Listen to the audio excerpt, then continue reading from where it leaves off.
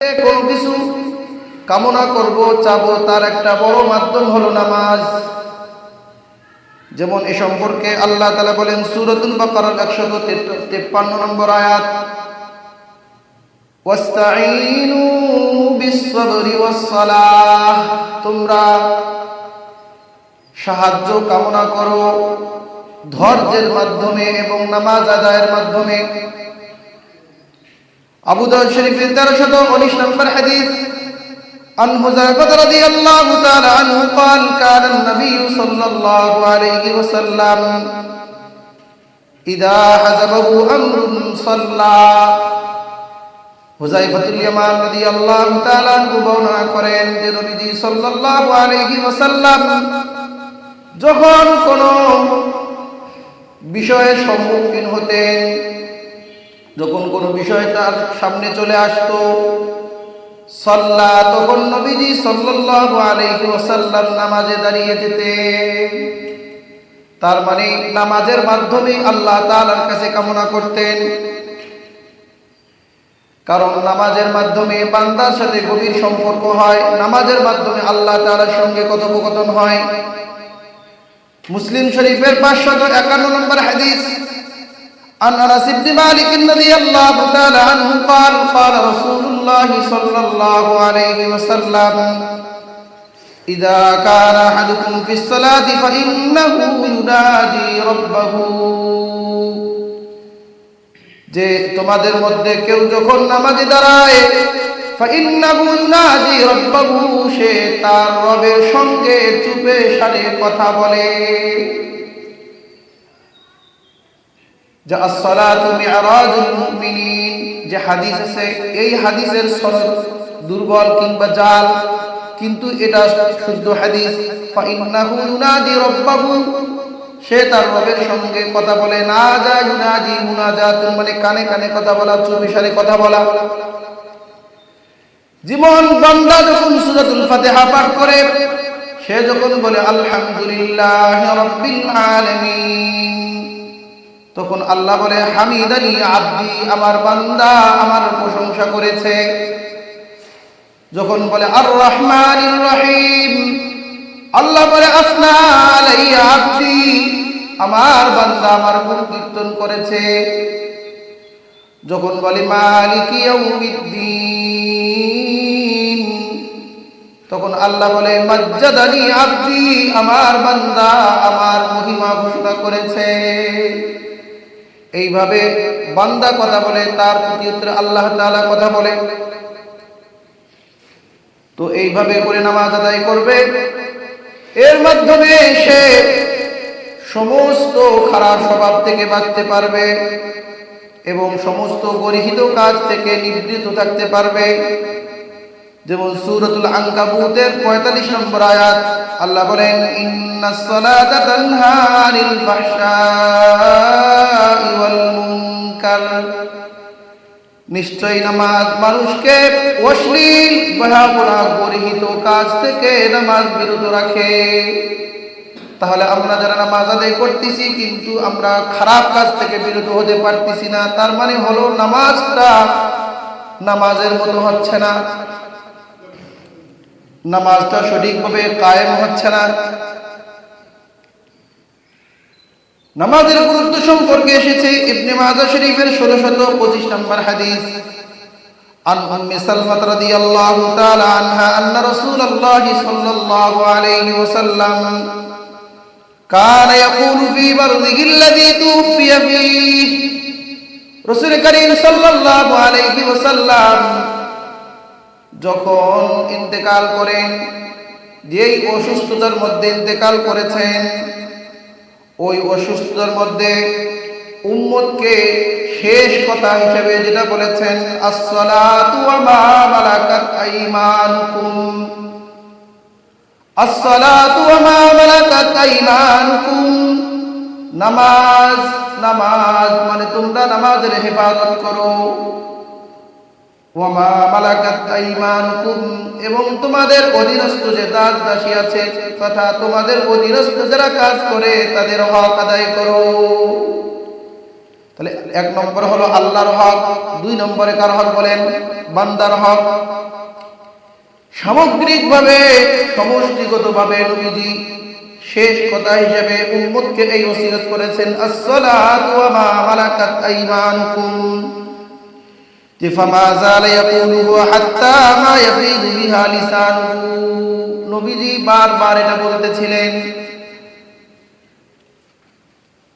আমরা যে নামাজ আদায় করব, নামাজ আদায়ের জন্য এই যে মসজিদে আমরা গমন করেছি, যারা মসজিদে আসি, মসজিদে আসার কি ফজিলত, এ সম্পর্কে তিরমিজি শরীফের 802 নম্বর হাদিস, আন নবী সাঈদ রাদিয়াল্লাহু তাআলা আনহু আন রাসূলিল্লাহ সাল্লাল্লাহু আলাইহি ওয়াসাল্লাম قال ইযা রাআইতুমুর রাজুলা ইয়াতাদুল মাসজিদ ফাশহাদু লাহু বিল ঈমান।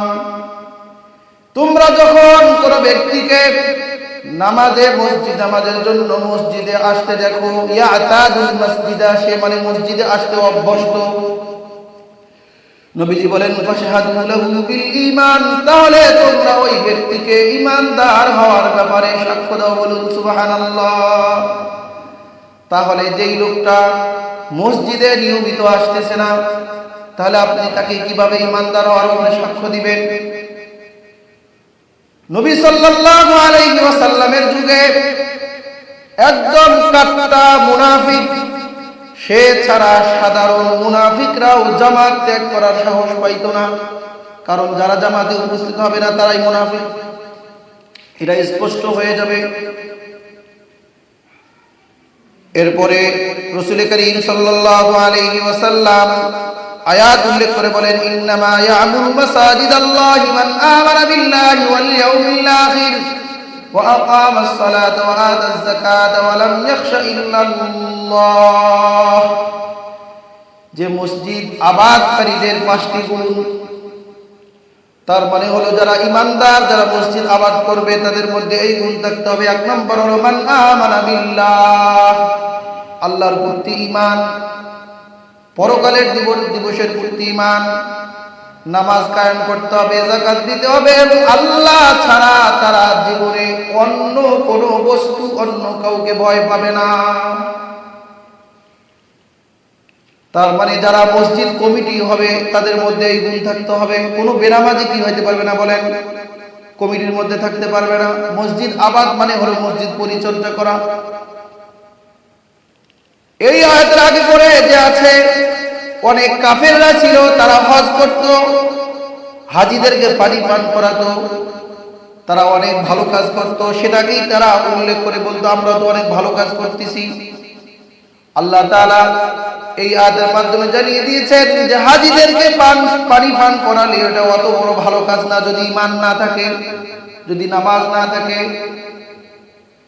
এজন্য যারা মসজিদ কমিটিতে থাকবেন, আসবেন, অবশ্যই তাদেরকে এই 5টি গুণ নিজের মধ্যে ধারণ করতে হবে। মসজিদে যাতায়াতের ফজিলত সম্পর্কে বুখারী শরীফের 662 নম্বর হাদিস, عن أبي هريرة رضي الله تعالى عنه عن النبي صلى الله عليه وسلم قال من غدا إلى المسجد وراح أعد الله له نزله من الجنة كلما غدا أو راح من غدا إلى المسجد أو راح। যখন কোন ব্যক্তি সকাল এবং সন্ধ্যায় মসজিদে যাতায়াত করে, মসজিদে আসে এবং যায়, কিংবা নামাজের জন্য যখন মসজিদে আসে এবং যখন মসজিদ থেকে ফিরে যায়, নবীজি বলেন আ'আদাল্লাহু নুজুলাহু মিনাল জান্নাহ, আল্লাহ তাআলা তাদের জন্য জান্নাতি আপ্যায়ন প্রস্তুত করে রাখে। কুল্লামা বাদা আও রাহা, বলে যখন যখন সে মসজিদে আসে এবং যখন যখন সে মসজিদ থেকে ফিরে যায়। তার মানে যারা মসজিদে আসবে তাদের জন্য আল্লাহ তাআলা জান্নাতে মেহমানদারি প্রস্তুত করে রেখেছেন। আর যখন মৃত্যুবরণ করবে, এখনো জান্নাতে যাই নাই, এর আগে আল্লাহ তাআলা তাকে ওই জান্নাতের নিয়ামতগুলো দেখিয়ে দিবে। ইন্নাল্লাযীনা ক্বালু রাব্বুনাল্লাহ সুম্মা ইসতাকামু, যারা দুনিয়াতে আল্লাহ তাআলাকে রব বলে মেনে নিয়েছে এবং এর উপরে অবিচল ছিল, ইস্তেকামতের উপরে ছিল। তাতানাজ্জালু আলাইহিমুল মালাইকা, তাদের উপরে ফেরেশতা নাযিল হবে আর বলবে আল্লাহ তাখাফু ওয়া লা তাহজানু, তোমাদের কোনো ভয় নাই, চিন্তা নাই। ওয়া আবশিরু বিল জান্নাহ, আর তোমরা জান্নাতের সুসংবাদ গ্রহণ করো। কুনতুম তুআদুন, যেই জান্নাতের ওয়াদা প্রতিশ্রুতি তোমাকে দেয়া হয়েছিল, এখনো জান্নাতে যাই নাই, যে তোমাদেরকে এই জান্নাত দেওয়া হবে। আর বলবে নাহনু আউলিয়াউকুম ফিল হায়াতিদ দুনিয়া ওয়া ফিল আখিরাহ, আর দুনিয়াতে আমরা যে তোমাদেরকে সুসংবাদ দিচ্ছি, যে তোমাদেরকে সুসংবাদ দিয়ে আমরা চলে যাচ্ছি না, বরং আমরা তোমাদের বন্ধু এবং সঙ্গী। ফিদ দুনিয়া ওয়াল আখিরাহ, দুনিয়া এবং আখিরাতেও থাকবো। তার মানে এটা দুনিয়ায় ঘটনা ঘটতেছে। ওয়ালাকুম ফিহা মা তাশতাহি আনফুসুকুম, আর সেই জান্নাতে তোমাদের জন্য আপ্যায়নের ব্যবস্থা থাকবে, থাকার ব্যবস্থা থাকবে। মা তাশতাহি আনফুসুকুম, তোমরা যা চাবে, তোমাদের মন যা কামনা করবে। ওয়ালাকুম ফিহা মা তাদউন, আর তোমরা যা আল্লাহর কাছে আহ্বান করবে, চাইবে, তোমরা তা পাবে। নুজুলাম মিন গফুরির রহিম, যে দয়াময় রহমান এর পক্ষ থেকে এটি হবে তোমাদের আপ্যায়ন। সুবহানাল্লাহ। যে এই নামাজীদের জন্য, পুণ্যবান বান্দাদের জন্য এই পুরস্কার। মসজিদে গমনের আরো ফজিলত এসেছে। মুসলিম শরীফের 666 নম্বর হাদিস, আন নবী হুরায়রা রাদিয়াল্লাহু তাআলা আনহু قال قال رسول الله صلى الله عليه وسلم من تطهر في بيته ثم مشى إلى بيت من بيوت الله ليقضي فريضة من فرائض الله, কোন ব্যক্তি তার বাড়ির মধ্যে নামাজে আসার জন্য পবিত্রতা অর্জন করলো, সুম্মা মাশা ইলা বাইতিন মিন বুয়ুতিল্লাহ, আল্লাহর ঘর সমূহের কোন ঘরের দিকে সে পায়ে হেঁটে চললো। নবীজি বলেন কেন চললো? লিয়াকদিয়া ফারিদাতাম মিন ফারাইদিল্লাহ, আল্লাহর ফরজ ইবাদতগুলো থেকে কোনো একটি ফরজ পালন করার জন্য। কানাত খতওয়াতাহু ইহদাহুমা তাহুত্তু খতিআতান ওয়াল উখরা তারফাউ দারাজাতা, যে সে যে বাড়ির থেকে বের হয়ে মসজিদের দিকে আসতেছে, যে একটা করে পদক্ষেপ সে বাড়াচ্ছে, এই বাড়ার মাধ্যমে দুইটা ফজিলত। একটা হলো তাহুত্তু খতিআহ, কদম বাড়ানোর সঙ্গে সঙ্গে আল্লাহ তাআলা তার জীবন থেকে একটা করে গুনাহ মাফ করে দেন। ওয়া তারফাউ দারাজাতান, যে গুনাহ মাফ করার সাথে সাথে আল্লাহ তাআলা তার একটি করে পদমর্যাদা দান করে। এটা শুধু কি বলেন মসজিদের দিকে আসতেছে, আসার এত ফজিলত। আবু দাউদ শরীফের 558 নম্বর হাদিস, আন নবী উমামা রাদিয়াল্লাহু তাআলা আনহু আন্না রাসূলুল্লাহ সাল্লাল্লাহু আলাইহি ওয়াসাল্লাম قال মান খারাজা মিন বাইতিহি মুতাতাহহিরান ইলা সালাতিন মাকতুবাতিন ফাআজরুহু কাআজিরিল হাজ্জিল মুহরিম, কোন ব্যক্তি যখন ওযু করে পবিত্রতা অর্জন করে নামাজ আদায়ের জন্য, কি নামাজ বলেন? ফরজ নামাজ।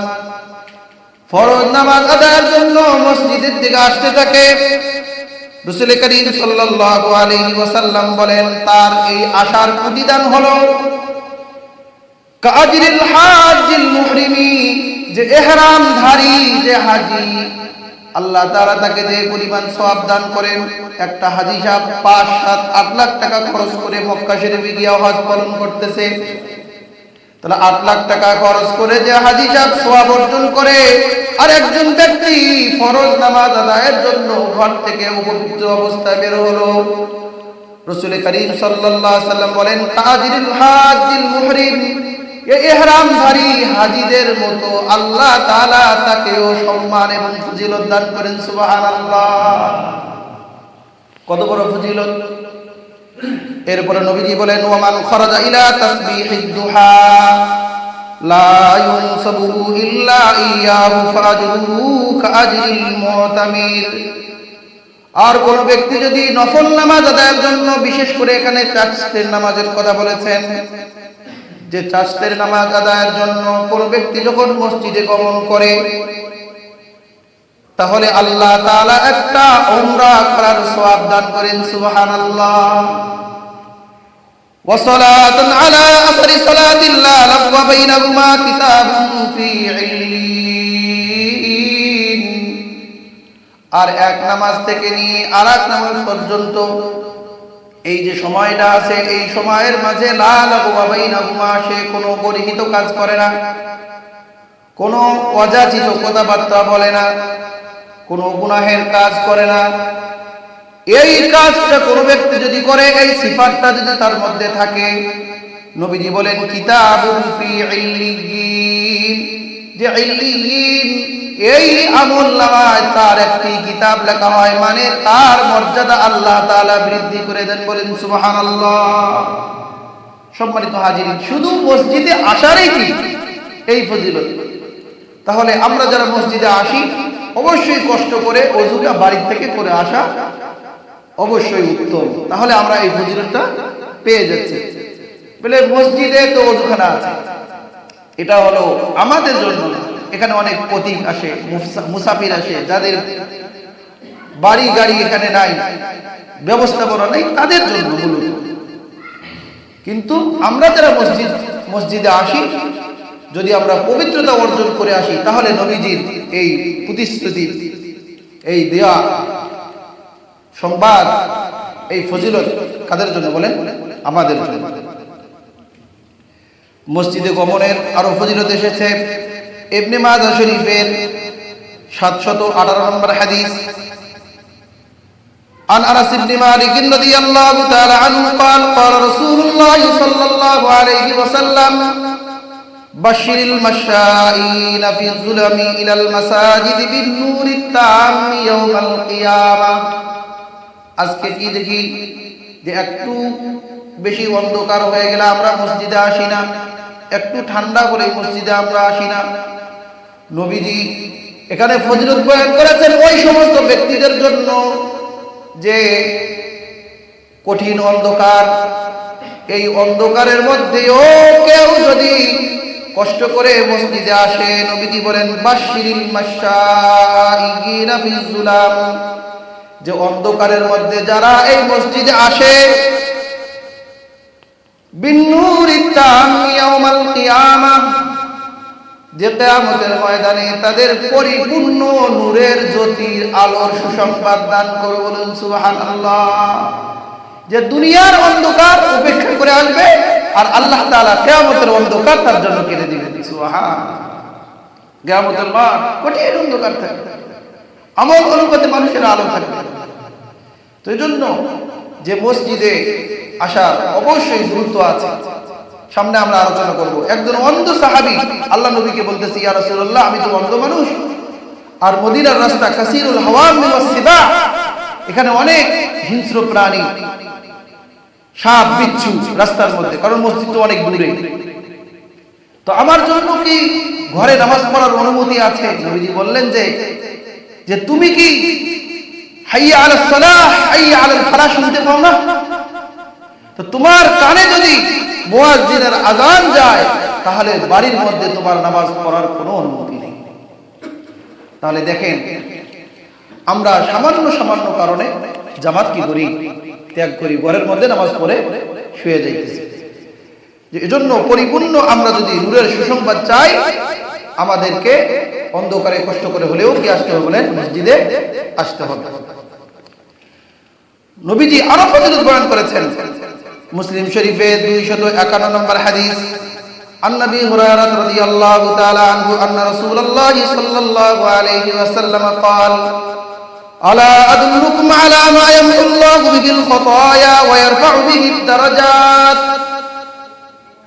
ইতিপূর্বে হাদিসের মধ্যে গেল যে একটা করে পদক্ষেপ বাড়াবে, সঙ্গে সঙ্গে আল্লাহ তাআলা গুনাহ মাফ করে দিবেন এবং একটা করে পদমর্যাদা দান করবেন। নবীজি বলেন আলা আদুল্লুকুম, আমি তোমাদেরকে বলে দিব না, আলা মা ইয়ামকুল্লাহু বিল খতায়া, যে যেই কাজের মাধ্যমে আল্লাহ তাআলা তোমাদের গুনাহগুলোকে maaf করে দিবেন, ওয়া ইয়ারফাউ বিহি দারাজাত, এবং তোমাদের মর্যাদা আল্লাহ তাআলা বৃদ্ধি করে দিবেন। সাহাবা ইকরাম বললেন যে বালা ইয়া রাসূলুল্লাহ, হে আল্লাহর রাসূল অবশ্যই বলুন। নবীজি বলেন এক নম্বর হলো ইসবাবুল ওযুই আলাল মাকারিহ, কষ্টের সময় ভালোভাবে ওযু করা। ঠান্ডার দিনে ওযু করতে কষ্ট আছে না নাই? যে এই ঠান্ডার সময় ওযু করতে কষ্ট হয়, তাহলে এই কষ্টের সময় ভালোভাবে ঘষে ঘষে সুন্দরভাবে যেন পানিটা পৌঁছে যায়, তাহলে এই সুন্দরভাবে কষ্ট করে যে ওযু করবে, এই ওযু করার মাধ্যমে আল্লাহ তাআলা গুনাহ maaf করে দিবেন এবং তার মর্যাদা বৃদ্ধি করে দিবেন। বলুন সুবহানাল্লাহ। দুই নম্বর হলো ওয়া কাসরাতুল খুতা ইলাল মাসাজিদ, আর বেশি বেশি পদক্ষেপে কদমে মসজিদে গমন করা। মানে আমার বাড়ি যদি দূরেও হয়, তারপরও কষ্ট করে কোথায় চলে আসা? বলেন মসজিদে চলে আসা। তাহলে যত কদম হবে তত বেশি মর্যাদা, তত বেশি গুনাহ maaf হয়ে যাবে। আর একটি আমল হলো ইন্তিজারুস সালাহ বাদাস সালাহ, নামাজের পরে নামাজের অপেক্ষা করা। এক নামাজের পরে তার ওই যে মুআল্লাকুন বিল মাসাজিদ, রাজুলুন কলবুহু মুআল্লাকুন বিল মাসাজিদ, যেই ব্যক্তির অন্তর মসজিদের সঙ্গে ঝুলন্ত, সে মসজিদ থেকে যাওয়ার পরও তার মনটা শুধু মসজিদের দিকে আসতে চায়, মানে কখন মুয়াজ্জিন সাহেব আযান দিবে আমি নামাজে যাব। যে এই সিফাত যার মধ্যে থাকবে, রাসূল করিম সাল্লাল্লাহু আলাইহি সাল্লাম বলেছেন এই জাতীয় ব্যক্তিকে আল্লাহ তাআলা কিয়ামতের ময়দানে আরশের নিচে ছায়া দান করবেন। আর এই অপেক্ষা করার কারণে আল্লাহ তাআলা তার গুনাহ maaf করে দিবেন। নবী এরপরে বলেন ফাযালিকুমুর রিবাত, আর এটি হলো আল্লাহর রাস্তায় পাহারাদারি করা, সীমান্ত পাহারাদারি করা। মানে এই কাজটা যে ব্যক্তি করলো আল্লাহর রাস্তায় সীমান্ত মুসলিম ভূখণ্ড রক্ষার জন্য, পাহারাদারি করার জন্য, যে রাত্রি যাপন করলো, সে যে পরিমাণ সওয়াব পাবে আল্লাহ তাআলা ওই পরিমাণ সওয়াব তাকে দান করবেন। বলুন সুবহানাল্লাহ। এই যে আমরা মসজিদে আসছি জুমার দিন, আগে আগে মসজিদে আসার ফজিলত মুসনাদ আহমদের 16176 নম্বর হাদিস, عن أوس بن أوس الثقفي رضي الله تعالى عنه عن النبي صلى الله عليه وسلم قال من اغتسل يوم الجمعة, যে ব্যক্তি জুমার নামাজ আদায়ের জন্য গোসল করলো, ওয়াগাসসালা, এবং কাপড় অন্য অন্য সামগ্রী যেগুলো সে সুন্দরভাবে পরিচ্ছন্ন করলো, সুম্মা ইবতাকারা, যে সকাল সকাল সে মসজিদে চলে আসলো, সকালে সকালে উঠলো, ওয়াগাদা ইলাল মাসজিদি, এবং মসজিদের দিকে আসলো, সুম্মা জালাসা করিবাম মিনাল ইমাম, এসে ইমাম সাহেবের কাছাকাছি বসলো, হাত্তা ইউনসিতা কানা লাহু বিকুল্লি খুতওয়াতিন খাতাহা আমালু হাসানাতিন সিয়ামিহা ওয়া কিয়ামিহা। নবীজি বললেন এই যে কয়েকটি কাজ, বলেন কাজগুলো খুব কঠিন না সহজ? গোসল করা, কাপড় চোপড় পরিষ্কার করা, সকাল সকাল চলে আসা এবং পায়ে হেঁটে চলে আসা, মসজিদে ইমাম সাহেবের কাছে বসা এবং চুপ থাকা, কারোর সঙ্গে কথাবার্তা না বলা।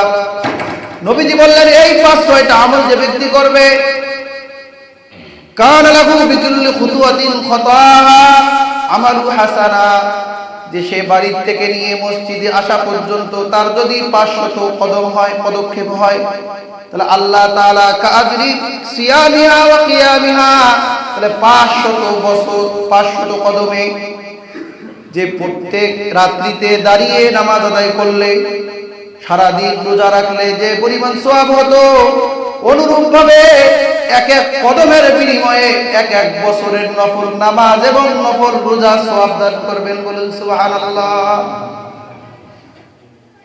এক বছরের সওয়াব কল্পনা করা যায়? অথচ আমরা রাস্তায় ঘুরে বেড়াচ্ছি, ওখানে ঘুরতেছি, মসজিদের বাহিরে রোদটা পাইতেছে, যে রোদটা তো পরেও থাকবে, আগেও থাকবে, যে এগুলো হলো দিন সম্পর্কে উদাসীন। বলেন কি উদাসীন? ফজিলত জানার পরও আমাদেরকে ওই ফজিলতটা উদ্বুদ্ধ করে না মসজিদে আসার জন্য। অথচ সাহাবায়ে কেরামরা প্রতিযোগিতা করত যে আমি কিভাবে তার থেকে আমলে আগে করতে পারি। ওই যে সাহাবায়ে কেরাম নবীজির কাছে আসলো, ইয়া রাসূলুল্লাহ, যে মুহাজিরিন, ধনী মুহাজিররা তো অনেক আগে বেড়ে গেল, কেমনে আগে বেড়ে গেল? যে আমরাও নামাজ পড়ি, তারাও নামাজ পড়ে, আমরা রোজা রাখি, তারাও রোজা রাখে, কিন্তু তাদের অর্থ সম্পদ থাকার কারণে তারা হজ করে, যাকাত দেয়, এটা তো আমরা পারি না, তারা তো আমাদের থেকে অগ্রগামী হয়ে গেল। নবীজি বললেন, আচ্ছা তাহলে তোমরা প্রত্যেক ফরজ নামাজ পড়ে সুবহানাল্লাহ 33 বার, আলহামদুলিল্লাহ 33 বার, আল্লাহু আকবার 33 বার পড়ো, তাহলে তোমরা তাদের মতো সওয়াব পেয়ে যাবে। সুবহানাল্লাহ। এই আমল করতেছিল, এর মাঝে ওই ধনী সাহাবীরা এই সংবাদ পেয়ে গেছে, হ্যাঁ আমাদের মধ্যে তারা সওয়াব পেয়ে যেতে, কি কারণ, কি আমল করার কারণে, এই বাস আমরাও এই আমল করব। এখন তারাও এই আমল করা শুরু করে দিয়েছে। এখন ওই গরীব সাহাবীরা আবার নবীজিকে বলতেছে, ইয়া রাসূলুল্লাহ, আমার ভাইরা তো এই সংবাদ শুনে গেছে, তারাও তো আমল শুরু করে দিয়েছে, তাহলে তারা তো আবার আগে চলে গেল। আল্লাহ রাসূল বললেন, যালিকা ফাদলুল্লাহ ইউতিহি মান ইয়াশা, এটা আল্লাহর দয়া, এটা আল্লাহর দান, আল্লাহ তাআলা যাকে চান তাকে দেন, কারণ এর চেয়ে আগে বাড়ানোর কোনো সুযোগ নেই। সম্মানিত হাজিরিন, সাহাবায়ে কেরামদের মধ্যে আমল কি প্রতিযোগিতা। অথচ আমরা যদি আগেই চলে আসি, একটা উট কুরবানি করে, গরু, এগুলি কি কোনো পুঁতিপাট, মানে মুখের কথা, যে লাখে লাখে শূন্য মরে কাতারে কাতার গনিয়ে মুখে দেখে ৩০,০০০, এরকম কথা, যেই কথার কোনো অর্থ নাই, মানে নেই, এগুলো আমরা শুনি, কিন্তু আমাদের পরিপূর্ণ ঈমান আসে না, বিশ্বাস। তো আজকে দেখেন, আমি শুধু যে মসজিদে গমনের ফজিলত বয়ান করলাম, আমরা যে ওযু করি নামাজে আসার জন্য, নামাজ পড়ার তো ফজিলত আছে, আমরা যে ওযু করি, এই ওযুরে কত ফজিলত। তিরমিজি শরীফের 4 নম্বর হাদিস, عن جابر بن عبد الله رضي الله تعالى عنهما قال قال رسول الله صلى الله عليه وسلم مفتاح الجنة الصلاة, যে নামাজের জান্নাতের চাবি হলো নামাজ, ও মিফতাহুস সালাতি আল ওযু, আর নামাজের চাবি কি বলেন, ওযু। আবু দাউদের রিওয়ায়াতে আসছে মিফতাহুস সালাতি আত-তুহুর, নামাজের চাবি হলো পবিত্রতা অর্জন করা। মুসলিম শরীফের 245 নম্বর হাদিস, عن عثمان بن عفان رضي الله تعالى عنه قال قال رسول الله صلى الله عليه وسلم من توضأ فأحسن الوضوء خرجت خطاياه من جسده حتى تخرج من تحت أظفاره, কোন ব্যক্তি যখন নামাজের জন্য পবিত্রতা অর্জন করে, ফাহসানাল ওযুআ, এবং ওযুটাকে উত্তম রূপে আদায় করে, উত্তম ভাবে করে, নবীজি বলেন এই উত্তম ভাবে ওযু করার কারণে তার গুনাহগুলো মিন জাসাদিহি, তার শরীর থেকে ঝরে যায়, বের হয়ে যায়, বলুন সুবহানাল্লাহ। এমন কি হাত্তা তাখরুজা মিন তাহতি আযফারিহি, এই জুফরুন মানে নখ, এই নখের আঙ্গুলের যে অগ্রভাগ, এই অগ্রভাগের এই নখের নিচে যে সামান্য স্থান আছে, এই স্থান থেকেও বের হয়ে যায়। তার মানে ওই ব্যক্তি কি হয়ে যায় বলেন, পবিত্র হয়ে যায়। সুনানে নাসাই 103 নম্বর হাদিস, عن عبد الله السناحي أن رسول الله صلى الله عليه وسلم قال إذا توضأ العبد المؤمن فتمضمض خرجت الخطايا من فيه, এই হাদিসের মধ্যে একটু ব্যাখ্যা করে এসেছে, কোন ব্যক্তি যখন ওযু করে, ফাতামাজমাজা, ওযু করার জন্য কুলি করলো, কুলি করার সঙ্গে সঙ্গে যে তার মুখের দ্বারা যে সমস্ত গুনাহ হয়েছে, এই মুখের গুনাহগুলো ঝরে যায়, বলুন সুবহানাল্লাহ।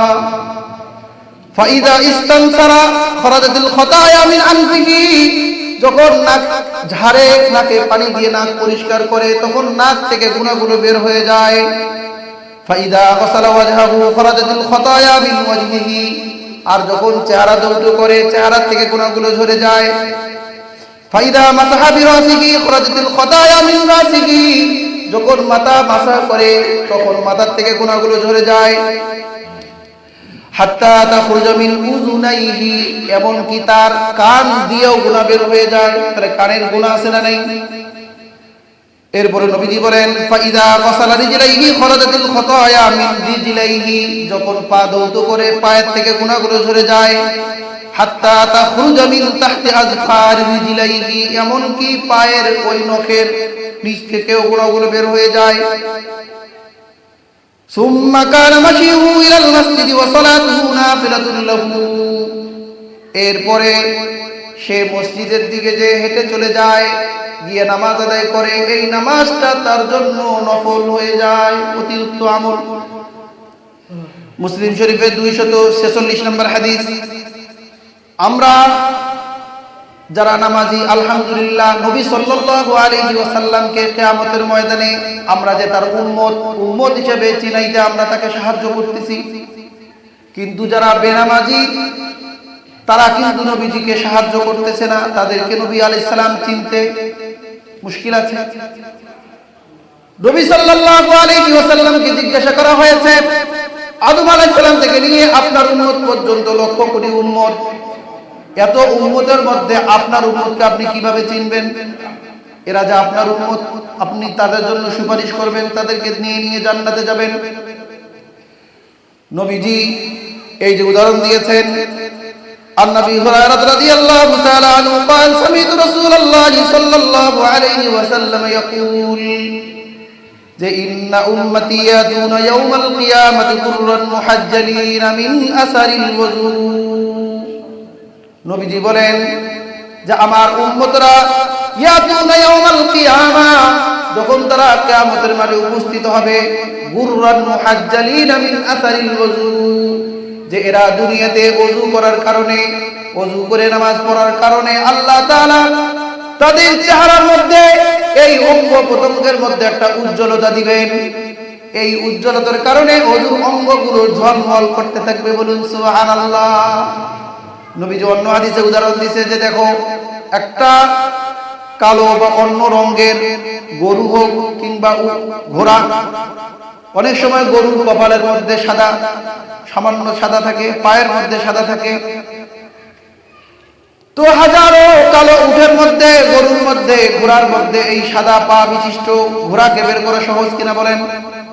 নবীজি এটাই বললেন যে যারা আমার উম্মত হবে তারা, তাদের এই যে বৈশিষ্ট্য থাকবে, কিয়ামতের ময়দানে তাদের অঙ্গগুলো ঝলমল করতে থাকবে। এজন্য নবীজি বলেন ফামান ইসতাতা মিনকুম আন ইউতিলা কুররাতাহু ফালইয়াফাল, সুতরাং যে ব্যক্তি চায় যে তার এই শুভ্রতা, তার এই উজ্জ্বলতা সে প্রলম্বিত করবে, লম্বা করবে, মানে বেশি উজ্জ্বল হবে, ফালইয়াফাল, সে যেন তা করে। তার মানে যে যত বেশি ওযু করবে জীবনে, তার অঙ্গ তত বেশি ঝলমল করতে থাকবে। ওযু করার ফজিলত সম্পর্কে এসেছে ইবনে মাজাহ শরীফের 470 নম্বর হাদিস। আন উমর ইবনুল খাত্তাব রাদিয়াল্লাহু তাআলা আনহু قال قال رسول الله صلى الله عليه وسلم ما من مسلم يتوضأ فيحسن الوضوء ثم يقول, কোন ব্যক্তি যখন ওযু করে এবং ওযুটা উত্তম রূপে করে, ثم يقول أشهد أن لا إله إلا الله وأشهد أن محمدا عبده ورسوله, ওযু করার পরে এই কালিমা শাহাদা পাঠ করে, ইল্লা ফুতিহাত লাহু সামানিয়াতু আবওয়াবিল জান্নাতি ইয়াদখুলু মিন আইয়িহা শাআ, এই ওযু করে কালিমা শাহাদাত পাঠ করার কারণে আল্লাহ তাআলা তার জন্য জান্নাতের 8টি দরজায় উন্মুক্ত করে দেন, বলুন সুবহানাল্লাহ। যে 8টি দরজার যে কোনোটা দিয়ে সে প্রবেশ করতে পারবে, শুধুমাত্র কি করার ফজিলত বলে? ওযু করার ফজিলত। এখনো তো নামাজ পড়েই নেই, নামাজ পড়ার জন্য আসতেছে ওযু করে। আল্লাহ নবী মসজিদে আসা এবং ওযু করার এই পরিমাণ ফজিলত বয়ান করেছেন। সুতরাং যারা বেনামাজি ভাই আছি, আপনারা একটু চিন্তা করেন যে আপনারা কত ফজিলত থেকে বঞ্চিত হচ্ছেন। যে নামাজ, এর ফজিলত আমরা সামনে জন্য আলোচনা করব। যে একজন সাহাবী আল্লাহ রাসূলের খিদমত করে আল্লাহ রাসূলকে খুশি করে দিয়েছে। আল্লাহ রাসূল বলছে যে চাও, আমার কাছে কি চাও? যখন মানুষ খুশি হয়ে যায়, আমাদের বাপ চাচারাও অনেক সময় এরকম খুশিতে বলে তুমি এইটা করলে তোমাকে আমি এই পুরস্কার দেব। তো সে কি চাবে? আমরা তো হলে বলে ইয়া রাসূলুল্লাহ আমাকে 2 লাখ টাকা দিন, কি বলেন? কিন্তু তারা দুনিয়া কামনা করে বলছে ইয়া রাসূলুল্লাহ ইন্নী মুরাফিকুকা ফিল জান্নাহ, আমি আপনার সঙ্গে জান্নাতে থাকতে চাই। সুবহানাল্লাহ, এটা তো অনেক বড় চাওয়া। নবীজি বললেন যে আর কিছু চাও? বলে না, আমি আপনার কাছে এটাই চাই। তো নবীজি সাল্লাল্লাহু আলাইহি ওয়াসাল্লাম বলেন আচ্ছা তুমি যেহেতু এত বড় চাইছো তাহলে ফাইন্নি আলাইয়া বিকাসরাতিস সুজুদ, তাহলে একটা সাহায্য করতে হবে, তা হলো যে তুমি বেশি বেশি আল্লাহকে সিজদা করার মাধ্যমে আমাকে সাহায্য করো। সুবহানাল্লাহ। তো আল্লাহর নবী তাকে সুপারিশ করে জান্নাতে নেবেন, কিন্তু একটা উপযুক্ততা লাগবে। বলেন কি লাগবে? উপযুক্ততা লাগবে। আমরা যারা ওযু করতেছি না, নামাজে আসতেছি না, আমাদের অঙ্গ কি করবে না? ঝলমল করবে। বলে আমরা তো শুধু